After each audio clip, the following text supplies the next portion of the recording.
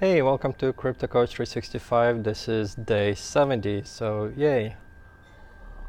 Mm, Drinking more tea again, but since I'm in French, it's French vanilla, not, well, whatever. Uh, Great day in Paris still. Unfortunately, last night my spouse couldn't fall asleep till 4, so we decided to skip our trip. That would require us to get on a train at 2 in the morning and move that trip to tomorrow. We're on a vacation, so we can spend time um, resting if you wanted to. Um, don't mind the guy behind me, even though he's Italian.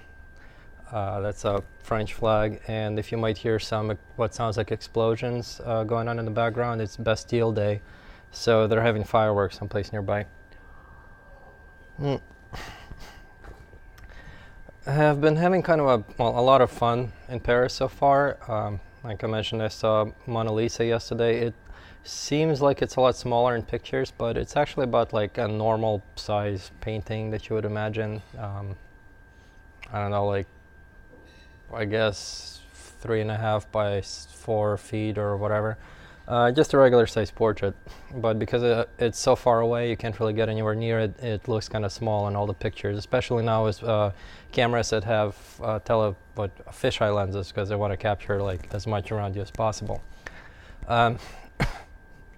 Today, since we ended up sleeping in a little bit, well, I did. I was up at I was up at 8 in the morning working on stuff because I needed to catch up on things back home. I had to do quite a lot of accounting again because learned that I apparently was not doing something right, so I had to go back and change a lot of the stuff. But because it's all being set up right now, nothing's been reported or finalized. I can actually go back and change my accounts in this stage. But my spouse slept in. But nevertheless, we still went out, still had fun. There was apparently a castle, was a moat just nearby, was in walking distance, so we went to check that out too. And one thing I kind of found really, I guess, quirky here is the French language is really weird. I had French back in my university. I had one French class together with a Japanese class, and apparently I forgot most of the weirdness in it, but well, I remember some of it. Like, for example, the word for the word for apple here is pomme, and the word for potato is pomme de terre, which literally means apple of the earth. But when they shorten things for things like French fries, they call them pommes frites, which means fried apples, literally, which is not the same. But the main quirky stuff is how they pronounce stuff. So the city we actually live in, well, town we're staying in right now, if I were to read it phonetically, it would be called Vincennes, or if I were to, I guess, read it in English, it would be like Vincennes. And even in Russian, it's actually written out and pronounced Vincennes. But in French, it's apparently Vasenah. So instead of VI being VIN being Vin, it becomes Ve, like Vasenah. And instead of the N is completely gone, and instead of NESS, like Vincennes, or sorry, NNES, like you would say Vincennes, and here it just becomes Vasenah, which like I would would have never guessed that. And with me trying to figure out some of the other words at this point, unfortunately, I just freaking gave up trying to pronounce stuff. Unless I really need it, then I look it up on Google Translate, and Google Translate, thankfully, translates and actually pronounces things for me. But luckily, a lot of people here either speak English or, as I've learned through my many trips, it's fairly simple and possible to just communicate by pointing and doing charades, I guess. Also, it used to be that when I traveled once a year, we would pick out a country many months in advance, and I would spend the whole year learning that language of whatever country I went to, so I ended up learning quite a lot. But now that I'm traveling a little frequently, like, I mean, 2 weeks ago I was in London. Luckily, I didn't have to learn the English language. And today I'm in France. Because of all the travels, I didn't really have a chance to actually learn anything new. So next year, we're actually going to slow down our travels a little bit because unfortunately, we're getting a little worn out. Like, it used to be that we are going to a new place and we're very excited about it and it's really awesome and we can't wait. And when we get there, there's a lot of things to do, so we run around and try to see as much as we can in our short 1 week trip that we could actually manage to do in a year. Now we are traveling a lot and it's just becoming a hassle. Like the whole, I guess the wonder of it is kind of fading because it's more becoming like a chore. So we're still going to do a lot of the rest of the travel this year, but next year we're probably going to cut it down quite a bit. I don't really know what that means. It might mean that we would travel only like 5 times instead of 10, but we'll see. Now, in case you're wondering, my shirt was a gift. I believe it says Daisuki Udon. And Daisuki Udon means I love udon, which I do, especially if I cook it myself from scratch at home, because little weird quirk with Japanese food is almost all of it tastes better if you add a little bit of sugar to it, which I do and Japanese don't always do, but anyway. So yeah, pronunciations are weird and quirky. Might be a language I would get back to. Unfortunately, recently I've had so little time. I'm even having trouble brushing up on my Italian, and Italian is definitely one that I really need to make sure that I'm still fluent in, because we have friends in Italy, and Italy is still one of my favorite countries, even though it's politically turning to crap, but hoping it'll things will turn around soon enough. I mean, generally with the way Bitcoin stuff is going and currencies are generally progressing, it's probably going to get worse before it gets better, but you know, you can always hope.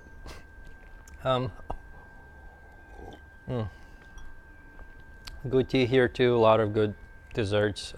France is known for pastries and sauces, so every food we've had, even the kind that kept me up all night was heartburn, all of it tasted really, really good. So yeah, that's our, I guess, planned day today. Tomorrow we are actually going to take a train. I really love taking trains. I'm really disappointed that even though they exist in US, they're almost impractical or too expensive, because it's frankly much cheaper to catch a plane elsewhere, even short distance, than it is to use a train. But that's a different kind of a story, I guess. But yeah, I'm looking forward to riding trains. Tomorrow we're gonna go to Lyon. I think it's Lyon, spelled Lyon. But as I said, with French working as who the hell knows how that's pronounced. And we'll continue to discover Paris. And then Tuesday and Wednesday are going to be our last day, or discover France rather, since we're taking a train. Tuesday, Wednesday, last day, then we're heading back on Monday, Tuesday, last day, Wednesday we're heading back. Yeah, getting a little worn out. And then a couple of days of catching up on stuff back home. The trailers that I've been mentioning, that whole saga is finally, hopefully going to be coming to an end, because I managed to synchronize my contractors who will be able to set them up with the delivery people who actually made the trailers for us. So they'll be delivered on Tuesday, hopefully. And then after that, it's only a little bit of extra work to actually get all the water and electric hooked up, and then we can start renting them out again. Once that happens, if we manage to get them rented at full price, that's going to be about low estimate's about 300 extra income a month. High estimate is about 600 extra a month, and this is after all the expenses and including after paying the rather high interest on a loan. So definitely looking forward to that. Also, definitely possible. I mean, you know, deals are out there. You find a good deal, you figure out how to work it, you figure out how to fix it. Like this one was one of those where, yeah, I needed to really figure out how the hell to fix this thing.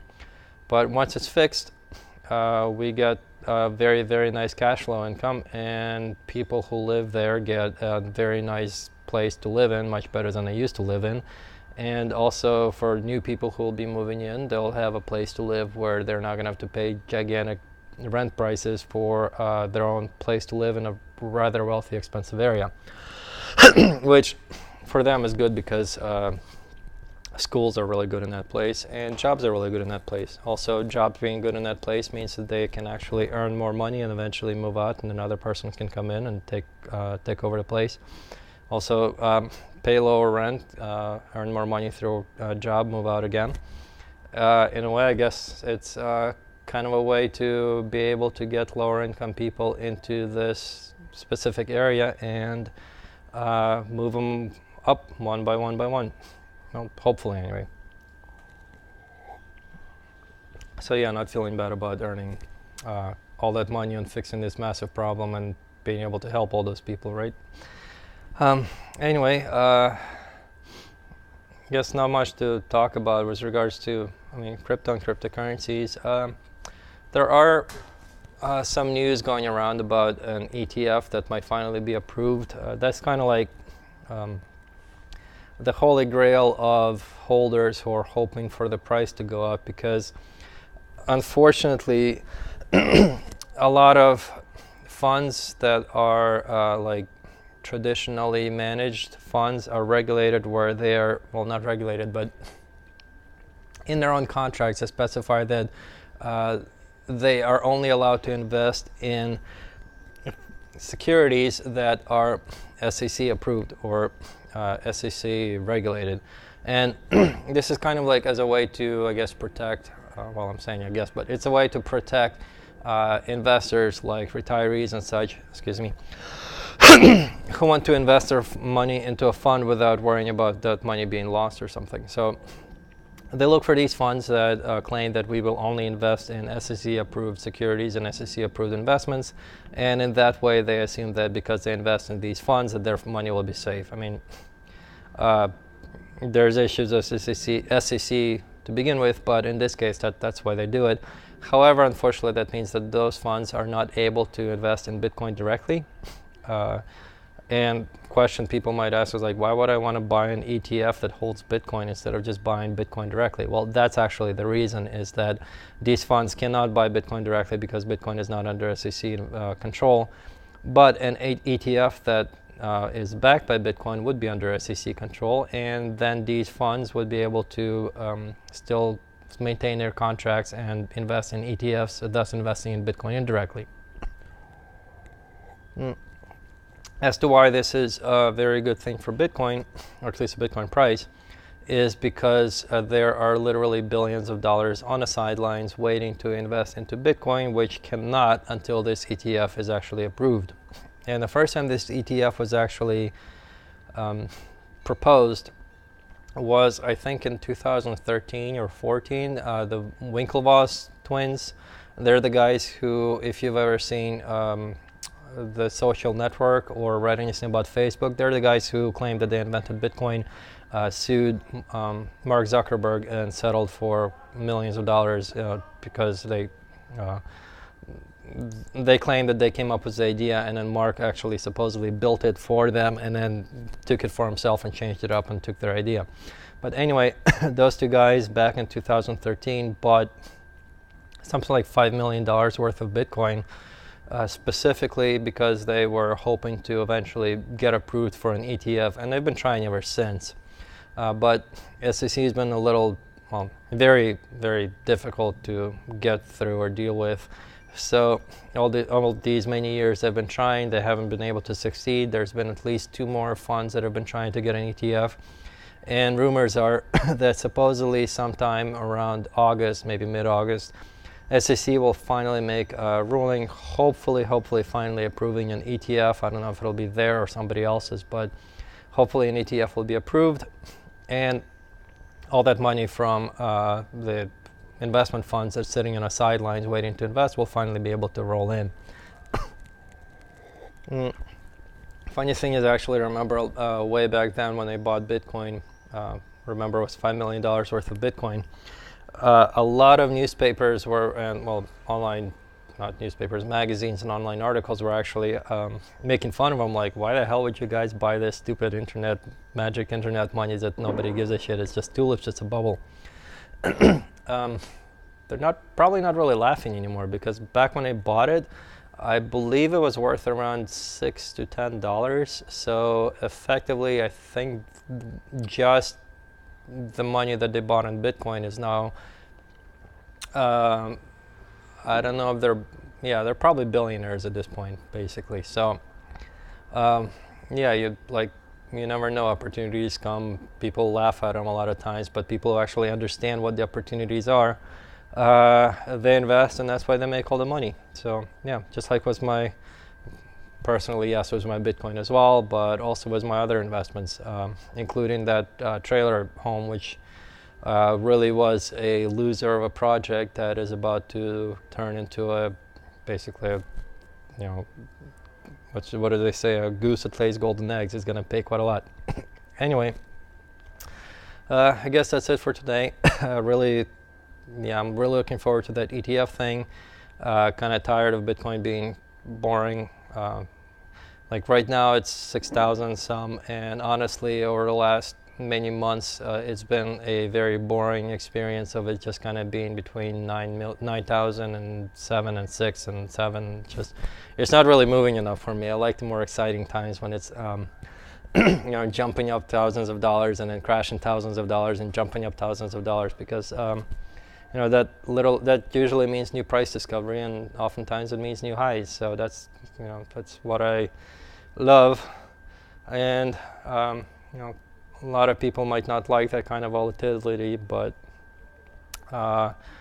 if there's no volatility, that literally means that something is not growing, not moving, just stuck there. So I like volatility because I like to see things grow. But anyway, I'm gonna enjoy finishing my tea and enjoy my rest of the time in this nice little garden out here, and I'll talk to you guys tomorrow. Bye.